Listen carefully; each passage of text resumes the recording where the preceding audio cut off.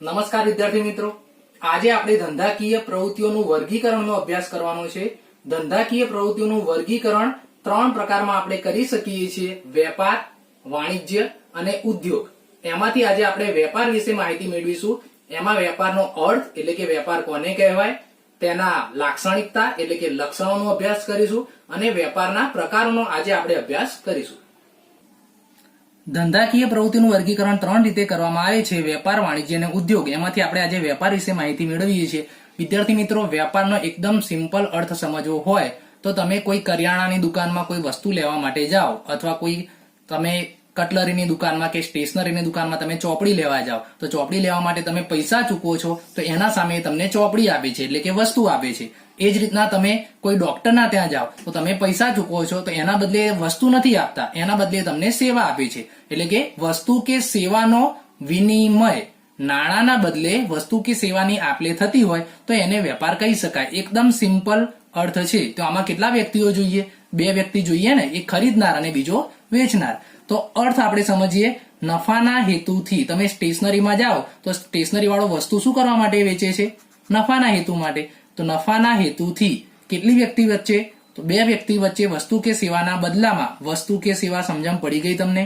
વસ્તુ કે સેવાના બદલામાં વસ્તુ કે સેવાનો પણ વિનિમય થઈ શકે અથવા નાણાંના બદલામાં વસ્તુ કે સેવાનો વિનિમય થાય. વિદ્યાર્થી મિત્રો, તમે એમ પૂછશો કે વસ્તુ કે સેવાના બદલામાં વસ્તુ કે સેવાનો વિનિમય કઈ રીતના થાય? તો અત્યારે આ વસ્તુ ઓછું થાય છે, પરંતુ પહેલાના સમયમાં આ વસ્તુ થતું હતું કે એક વસ્તુના બદલામાં બીજી વસ્તુ ઓપ્શનમાં લે. ત્યારે રૂપિયા નહોતા અસ્તિત્વમાં. તો ત્યારે ધારો કે તમારા જોડે ઘઉં છે અને સામેવાળા વ્યક્તિ જોડે ચોખા છે. હવે તમારે ચોખા જોઈએ છે અને એને ઘઉં જોઈએ છે, તો તમે તેને ઘઉં આપો છો એટલે શું આપ્યું? વસ્તુ. અને એના બદલામાં એ તમને ચોખા આપે છે એટલે વસ્તુ કે સેવાના બદલામાં શેનો વિનિમય થયો? વસ્તુ કે સેવાનો. અત્યારે હાલ તો નાણાંનો વિનિમય થાય છે, પરંતુ ઘણી વખત વસ્તુ કે સેવાના બદલે વસ્તુ કે સેવાનો વિનિમય થઈ શકે.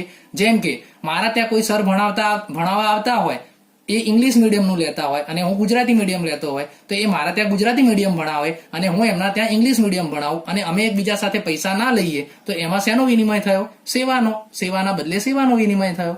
તો વસ્તુ કે સેવાનો પણ વિનિમય થઈ શકે અથવા નાણાંનો પણ વિનિમય થઈ શકે. હવે ઉદાહરણ જોઈએ. તમે દુકાનદાર પાસેથી પુસ્તક ખરીદો એટલે પુસ્તકની ખરીદી સામે શું ચૂકવો છો? નાણાં. એટલે કે તમે વસ્તુ ખરીદી અને વસ્તુના બદલામાં શેનો વિનિમય કર્યો? નાણાંનો. તમે બસની ટિકિટ ખરીદી, બસમાં મુસાફરી કરો એટલે બસ તમારી ના થઈ જાય, વસ્તુ તમારી નહીં થતી, પરંતુ નાણાંના બદલામાં તમે બસની સેવાનો, વાહન વ્યવહાર સેવાનો વિનિમય થયો કહેવાય. હવે લાક્ષણિકતાઓ સમજીએ તો તમને સિમ્પલ લાક્ષણિકતા ખબર પડી જાય એવી છે કે વેપાર એ પણ આર્થિક પ્રવૃત્તિ છે, કારણ કે આમાં પણ નફાની વાત તો થાય જ છે. જેમાં નફાની વાત થતી હોય એ આર્થિક પ્રવૃત્તિ કહી શકાય. વેપારમાં બે પક્ષકારો હોય છે, ખરીદનાર અને વેચનાર. વેપાર માટે આપલે, વિનિમય થવો, વિનિમય એટલે આપલે. હવે વિદ્યાર્થી મિત્રો ખાસ સમજો, વિનિમય શબ્દ ક્યાંય આવે એનો મતલબ આપલે કહેવાય. તો આપલે અનિવાર્ય છે, આપલે થવી જરૂરી છે. વેપારથી વસ્તુ કે સેવાની માલિકીની ફેરબદલી થાય છે. ધારો કે તમે દુકાનદાર પાસેથી વસ્તુ લો છો તો પહેલા દુકાનદારની માલિકીની હતી, હવે એના જગ્યાએ વસ્તુ તમારી માલિકીની થઈ ગઈ એટલે માલિકીની ફેરબદલી થાય છે. વસ્તુના અવેજમાં તમે વસ્તુના બદલે શું આપો છો? તો કાં તો નાણાં, કાં તો મેં કહ્યું પેલું ઘઉં ચોખાવાળું પહેલાના સમયમાં, એટલે કે નાણાં કે વસ્તુની ચૂકવણી થાય છે. વેપાર એ સતત ચાલતી પ્રવૃત્તિ છે, કોઈ દિવસ બંધ રહેતી નથી. સતત વેપાર ચાલતી પ્રવૃત્તિ. કોઈ પણ આર્થિક પ્રવૃત્તિ હંમેશા સતત ચાલતી પ્રવૃત્તિ હોય, યાદ રાખજો. વસ્તુ કે સેવાનું મૂલ્ય તમે કયા સ્વરૂપમાં નક્કી કરો છો? તો વસ્તુ કે સેવાનું મૂલ્ય નાણાંના સ્વરૂપમાં, 5 રૂપિયાની વસ્તુ, 10 રૂપિયાની વસ્તુ નાણાંના સ્વરૂપમાં નક્કી થાય છે. અને વેપાર એ કાયદેસર, કોઈ પણ આર્થિક પ્રવૃત્તિ, ખાસ યાદ રાખજો, કાયદેસર થતી પ્રવૃત્તિ હોય તો વેપાર એ પણ કાયદેસર થતી પ્રવૃત્તિ છે. હવે આપણે વેપારના પ્રકારો જોઈએ. વેપારના બે પ્રકાર છે, એક છે આંતરિક વેપાર અને આંતરરાષ્ટ્રીય વેપાર. એકદમ સરળ વસ્તુ છે. જેમ કે ભારતની અંદર રાજ્યો વચ્ચે જે વેપાર થાય, દેશની સરહદની અંદર રાજ્ય વચ્ચે જે વેપાર થાય એને આંતરિક વેપાર કહેવાય. જેમ કે આપણને ખબર છે કે જમ્મુ કાશ્મીરમાં સફરજન સારા આવે છે, તો જમ્મુ કાશ્મીરમાંથી સફરજન આપણે ગુજરાતમાં લાવીએ તો એક રાજ્યમાંથી બીજા રાજ્યમાં સફરજન લાવ્યા તો એ દેશની સરહદમાં જ જુદા જુદા વિસ્તારમાં થતો વેપાર એટલે આંતરિક વેપાર કહી શકાય. જેમ કે અમદાવાદનો વેપારી કાશ્મીરથી સફરજનની પેટી ખરીદે કે નાગપુરનો વેપારી રાજકોટથી નારંગી મોકલાવે એટલે એને આંતરિક વેપાર થયો કહેવાય. રાજ્ય વચ્ચે વેપાર થાય તેને આંતરિક વેપાર કહેવાય. વિતરણની દ્રષ્ટિએ આંતરિક વેપારના બે પ્રકાર પાડી શકાય. એક તો હોલસેલ જે કહીએ છીએ આપણે જથ્થાબંધ વેપાર, અને એક છૂટક વેપાર રિટેલ, એટલે કે વિતરણની દ્રષ્ટિએ બે પ્રકાર પડે છે, જથ્થાબંધ વેપાર અને છૂટક વેપાર. તે તમે બહુ સારી રીતે જાણો છો. હવે એ વસ્તુ ધ્યાન રાખવા જેવી છે કે જથ્થાબંધ વેપારી છે એ કોને જોડતી કડી છે. તો એક આખી ચેન તમને બતાવું છું જે આગળ જતા પણ બહુ કામ આવશે.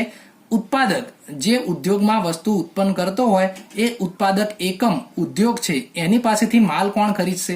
જથ્થાબંધ વેપારી. હવે એ જથ્થાબંધ વેપારી માલ કોને વેચશે? તો છૂટક વેપારીને. પછી એ છૂટક વેપારી પાસેથી આપણે એટલે કે ગ્રાહકો વસ્તુ ખરીદીએ છીએ. તો જથ્થાબંધ વેપારી એ છૂટક વેપારી અને ઉત્પાદક વચ્ચેની જોડતી કડી કહી શકાય કે નહીં?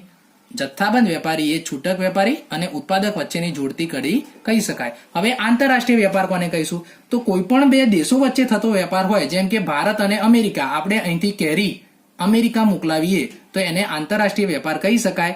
આંતરરાષ્ટ્રીય વેપાર દેશની સરહદને ઓળંગે છે, એટલે કે દેશની સરહદને પણ પેલે પાર જાય છે. જેમ કે જાપાનની કંપની ભારતના વેપારીને ટેલિવિઝન વેચે, મતલબ ભારતના વેપારીએ ટેલિવિઝન ખરીદ્યા કહેવાય. આંતરરાષ્ટ્રીય વેપારમાં વિદ્યાર્થી મિત્રો આયાત નિકાસની વાત થાય, ઇમ્પોર્ટ એક્સપોર્ટની વાત થાય. આપણે કોઈ વસ્તુ બીજા દેશમાંથી આપણા ભારતમાં લાવીએ તો એને ઇમ્પોર્ટ એટલે કે આયાત કર્યું કહેવાય, અને આપણા ભારતમાંથી બીજા દેશમાં વસ્તુ વેચીએ તો એને એક્સપોર્ટ એટલે કે નિકાસ કર્યું કહેવાય. તો જાપાનની કંપની ભારતના વેપારીને ટેલિવિઝન વેચી તો ભારતના વેપારીએ ટેલિવિઝન ખરીદ્યા એટલે કે આયાત કરી કહેવાય.